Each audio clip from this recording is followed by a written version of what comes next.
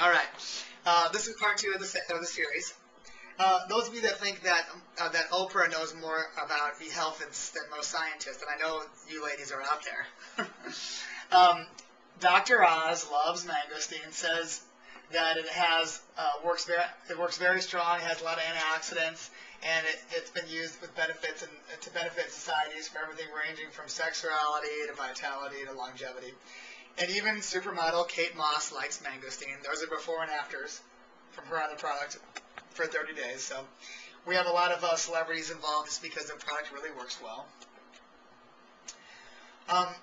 So now you know a little about mangosteen. What if you knew that 6 years ago, 6 guys were going to get together and say, okay, we're going to bring this mangosteen to market commercially, the first time it's ever been brought to market commercially. We're going to patent the product so nobody else can touch our product. We're going to be the only company to use a whole food puree. So in other words, there's been 40 mangosteen competitors. They all have to use extracts. None of them can use a whole food puree. And anybody that knows anything about health knows that the whole is always better than the sum of the parts.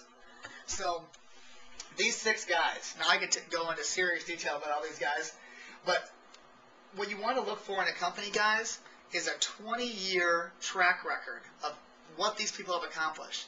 These 6 guys have, in the network marketing industry, have perfect 20-year track records.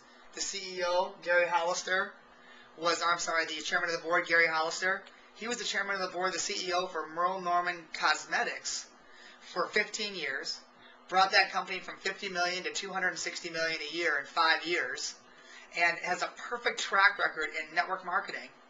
And so do the rest of the owners. So I'm going to challenge you to kind of do your diligence. There's an old adage, and I always say, sayings become sayings for a reason. Ducks leave duck tracks, geese leave geese tracks, moose leaves moose, bear leaves bear tracks. Track record. If you get involved with a company that's owners have been shut down 3 or 4 times and failed in business, 5 or 6, you can kind of predict the future based on the past. Let me ask you a question. Would you take a job if the owner of your company just got out of jail?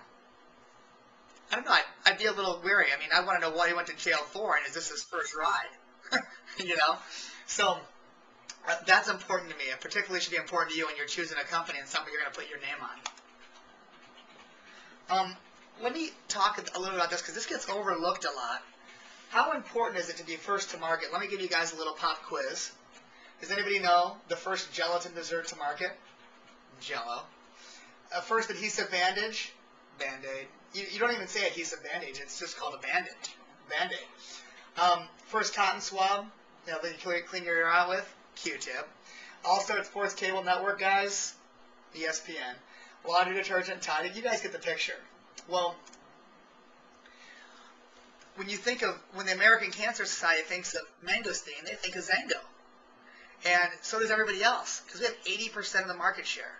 It's a pretty interesting position to be in. Now, what if you knew that this company was going to go from 0 in sales to just under $500 million in annual sales in 6 years?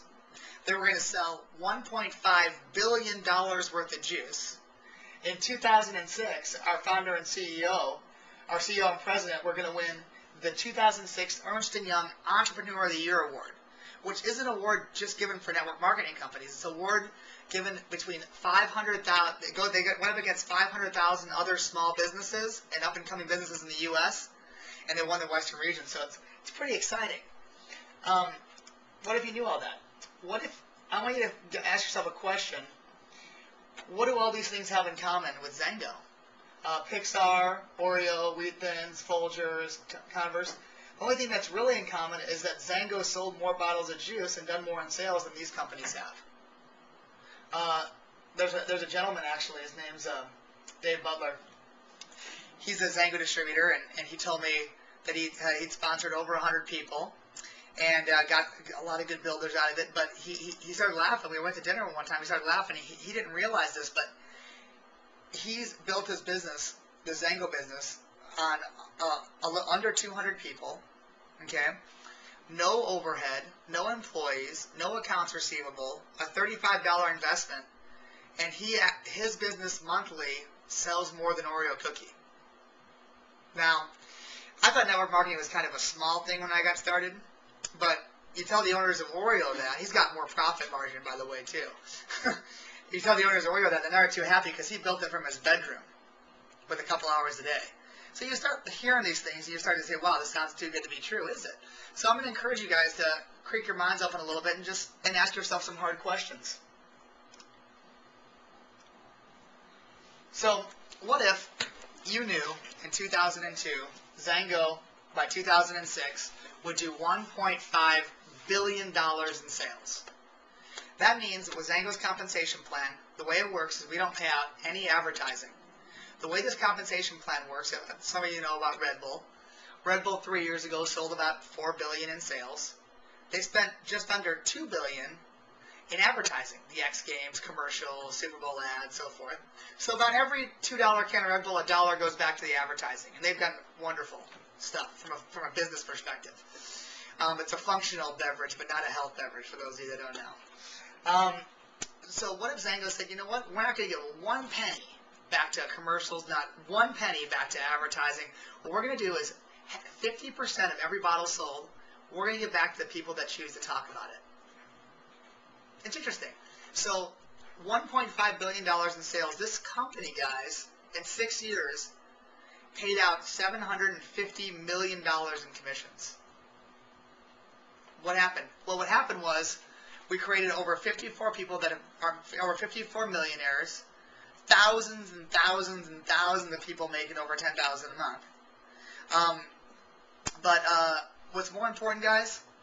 Just tens of thousands of people making $1,000 or $2,000 a month part-time. And I don't know what your goals are, but $1,000 a month part-time could allow a lot of stay-at-home moms to become stay-at-home moms, particularly with the economy.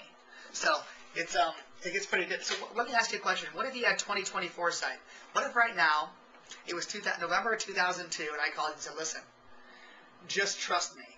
There's been 100,000 network marketing companies in a 65-year history of this industry. This company, Xango, has this mangosteen juice. They're going to create more people making more money in the first 6 years than any company in the history of this industry. What's more important, they're going to help more people from a financial perspective, from a health perspective, and from a charitable perspective. They're going to give 7% of their corporate profits to charity. They're going to save the McGruff Foundation. They're going to donate millions to Operation Kids. And they're going to do it all over the world, right?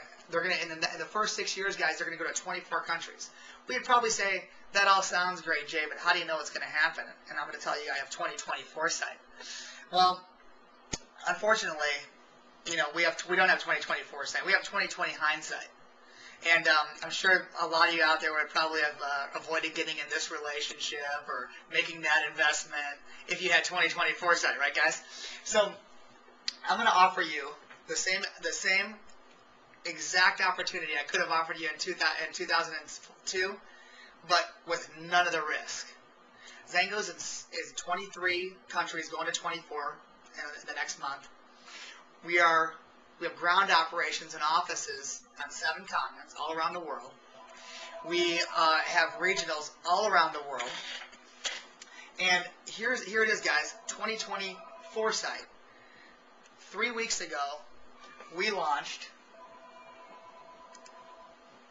the brand new product, a product called Glimpse. It is the only it takes this mangosteen fruit, this whole fruit that's in this bottle, and it puts it into a skincare.